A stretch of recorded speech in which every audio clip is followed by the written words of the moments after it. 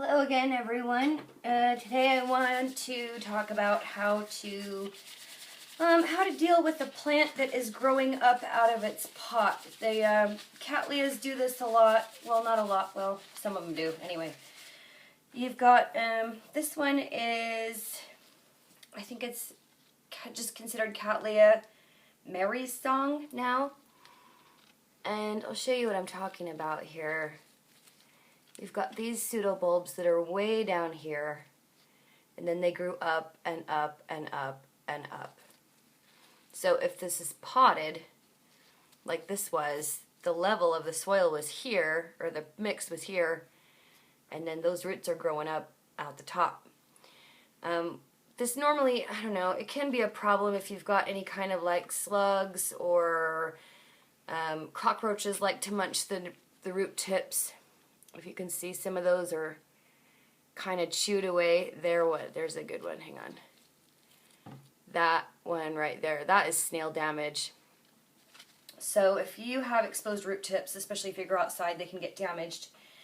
This one also has some rot, so I'm going to have to take care of that. But to just talk about how you deal with this kind of habit, hang on, this is a pot hanger. You're going to need a pot hanger and a rhizome clip, or some kind of stake that's going to clip onto the pot. Usually stakes that you just push down in are not going to be held tight. So something that can hang on to the pot is a good one. And this one's for clay. Normally this would be up around the rim of the clay pot, but you can push these down and they're pretty tight still. So this is going to work pretty well once I have the plant in the mix in there. It's pretty stable.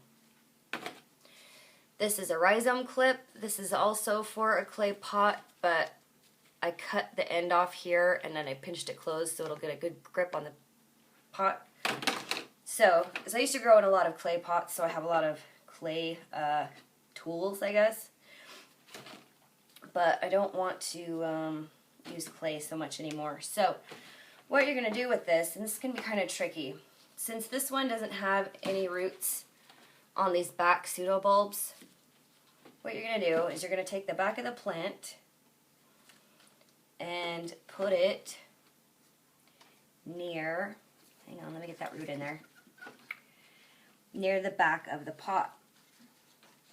Now, sometimes you got a root ball that is difficult to put in here because if you're going to want to tip this so that when the plant grows, that rhizome will then be level with the surface. And sometimes this works kind of well, sometimes it doesn't work very well. If you've got one that climbs severely like this one, it might not work, but I have had good success with this in the past. So what you're going to do is you're going to stick that rhizome at the back of the plant, at the back of the pot, and sometimes you can get the old pseudobulbs to hang over the back of the pot. Okay, so once you've got that done, even though it's growing, it's like this now and it's totally awkward. Actually, this is not going to work. Let me rewind. I got to put this pseudobulbs in here because this needs to be at a depth deep enough that I can put a rhizome clip on there and stabilize it.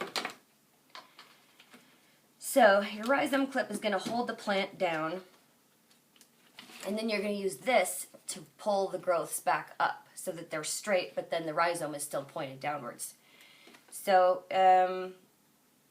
yeah, like it just depends on the plant and the root system that you've got in there. Sometimes it can work really well. Sometimes you can just get it a little bit, and so it won't climb out as fast. And with this one also, since it's got some root rot and damage, I'm going to pot this in some styrofoam peanuts and sphagnum moss. I'm not going to pack the moss in because that's bad. But you can pot something really loosely with moss and styrofoam peanuts if you are going to stake it. Your plant needs to be secure in the pot so that those new little root tips don't get broken. Those are the most fragile parts of your plant, are those little growing tips. And generally, if your roots get broken off before they're a certain length, they won't grow anymore. If you do break a root, in general, it will branch eventually. So and then also, potting this, I'm potting this a little bit late. I didn't get to it when I was supposed to. So the new roots, there's one, let's see, there's one, you've got the little green root tips. At this length, since they've already started growing, they're very easy to break and very fragile. The best time to plant this is right before the root growth starts. If you keep records of when your plant roots and what cycle of its growth, like whether it roots on an immature growth or if it roots on a totally mature growth, and also what months. Generally these will root in springtime. Most plants root in the spring, and they start a lot of growth then. So usually repotting, you do a lot of that in the spring. So, okay, so I'm going to put this back in the pot. I'm going to get this potted up, and I'm going to come back for a part 2 because I can't pause and do those fancy things with the video camera. So, I'll be right back once I get this all potted in, and I'll show you how I stake it up. Okay, so we've got our plant potted in our pot, and we're leaning it forward as far as we can. We want to try to make the rhizome as level as possible. So of course your whole plant is going to be tipping forward, and it's going to take up the space of at least another plant on your shelves, and as orchid growers I'll need more space. So what you're going to do is just tie these growths up. You want to do this because if you just repot it deeper, you're going to bury the back bulbs. You don't want to do that because they will get rotten. So you can see this one. And this is still even buried with this leaning forward a little bit, but over time I can correct this more and more. So this rot thankfully is not a virulent kind that's spread throughout the plant and ruined it, but they can, when they're buried, get rotten, and that rot can spread throughout the whole entire plant. So you want to be careful of that, and these are just discolored, but that's one reason you don't want to just bury the back. So I'm just going to start, I've already tied my twist tie on here, and this twist ties that I use come in a big long, or a big roll, so you can just cut off as much as you want. And these are also nice because this thing is plastic and you can just drop this in bleach solution to clean it. I try to not touch the wires and stuff that I haven't used, but it is easy to sterilize. So the older growths generally are going to be easy to tie up around the around your hanger here. So I like to just kind of wrap around each growth instead of all of them, and I wrap it around this top part up here. And I just try to make them straight. Then this one is much more stiff. So you don't want to pull these back so far that you're going to break them. You just want to pull them back until they give a little bit of resistance. You'll get the feel of it. Because I don't want to break anything, I don't want to crease the tissue. So just kind of gently tie, actually, you know what's going to be better? Once you get the ones that easily tie up, start using a different piece of twist tie or wrap that around a couple of times so you can cut it later. Okay, then you start on the stiff ones. You tie that, and you tie that one,